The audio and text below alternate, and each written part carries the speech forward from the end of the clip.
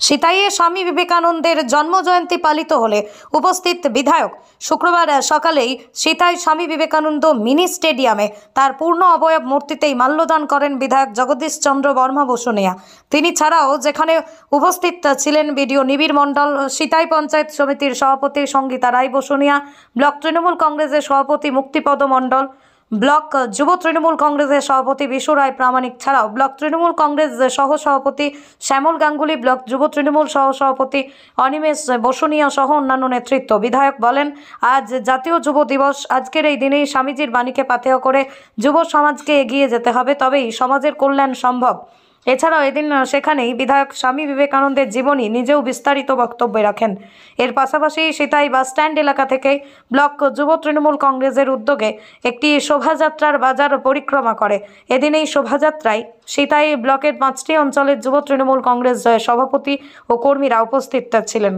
আপনার বাইক কেনার স্বপ্ন এবার হবে পূরণ, কারণ আমান হোন্ডা নিয়ে এসেছে একেবারে স্বল্প ডাউন পেমেন্টে বাইক বা স্কুটার কেনার সুবর্ণ সুযোগ। বিনা অ্যাকাউন্ট, লো সিভিল, ন্যূনতম ডকুমেন্টে আজই নিয়ে যান স্বপ্নের বাইক আপনার বাড়িতে। অতিরিক্ত ছাড় পেতে আজই যোগাযোগ করুন বামনহাট আমান হোন্ডা শোরুমে। শর্তাবলী প্রযোজ্য। যোগাযোগ করুন 9002805414।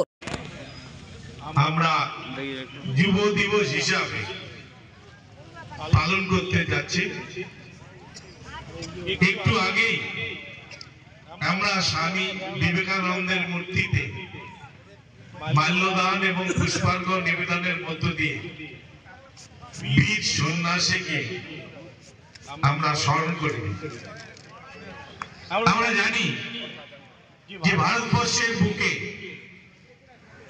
এমন একজন মানুষ ছিলেন যিনি যুব সমাজের কাছে আদর্শ, যুব সমাজের কাছে পথ প্রদর্শক। তার বাণী যুব সমাজকে উদ্বুদ্ধ করেছে। ভারতবর্ষের বাইরে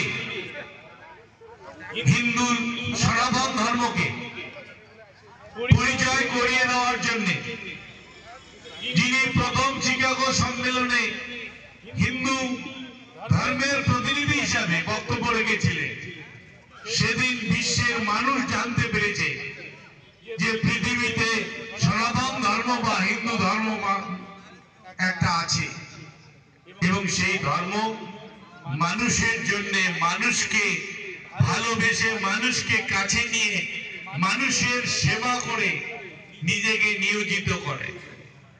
আজকে বিবেকানন্দ আমাদের কাছে নেই।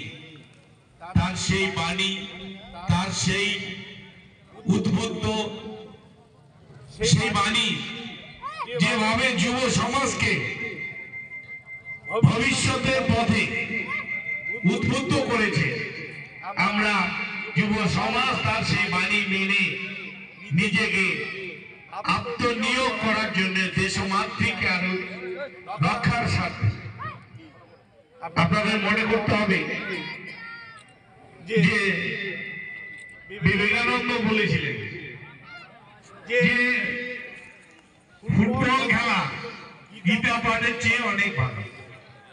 এটা নিয়ে অপব্যাখ্যা হয়েছে। কিছুদিন আগে এক রাজনৈতিক দলের সভাপতি তিনি বিবেকানন্দকে অপমান করেছেন। তার সেই ভাষণের বিকৃত ব্যাখ্যা করেছেন, কিন্তু তিনি যা বলতে চেয়েছিলেন যে একজন যুবক যদি সে শারীরিক দিকে, মানসিক দিক থেকে অসুস্থ হয়, তাহলে গীতা পাঠ তার বোধগম্য হবে না। এটা স্বাভাবিক, কারণ সুস্থ দেহ সুস্থ মনের অধিকারী হয়। দেহ যদি সুস্থ না হয় তাহলে মন কখনো সুস্থ হতে পারে না। আমার শরীর জরা বেদিতে জরাজীর্ণ, আর আমাকে যদি গীতা পাঠের আসনে বসিয়ে দেওয়া যায়, কখনোই গীতা পাঠে মনোনিবেশ হবে না। তাহলে গীতা পাঠের সঠিক মর্মার্থ যদি অনুভব করতে হয়, তাহলে আমাকে প্রথমেই দেহকে সুস্থ